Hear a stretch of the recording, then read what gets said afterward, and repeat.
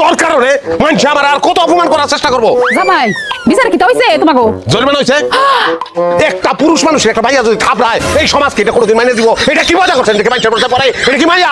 সে আমার জীবনটা ধ্বংস করে ফেলেছে। আমি দেখে মিঠু মিঠু মিঠু তুমি আসছো করে? আরে আমি বাবা হইতেছি আম্মা। মিঠু বাবা হইতেছি। মিঠু উঠো, সুখবর সুখবর শুনো। এই মিঠু, আপনার জন্য সুখবর আছে, আপনি তো বাবা হচ্ছেন। ও ধন্যবাদ। শুকর আলহামদুলিল্লাহ। খুশি হয়েছে না? খুশি তো হইছি। যখন বেউস হয়ে গেল আমি কইছি যে আমি বাবা হইতে যাইতেছি, আর আপনি আমার কইছেন ব্যাক কল। আপনি ব্যাক কল কইছেন কেন আমারে? কারণ ওইটাই তো সত্য হইলো। আচ্ছা বাবারে ভুল হয়েছে। না ভুল হয়েছে কিটা? আপনি আমার ব্যাক কল করলেন কেন? তুমি এমন চিল্লাইতেছো কে? চিল্লাইতাম না, আপনি অপমান করার চেষ্টা করছেন আমারে। আমার খালি রাতে পুতি হইব দেখা, নাইলে আমার ছেড়ে রে তোমার তখন ছাড়াই লয়া তারপর বাইর যেতাম।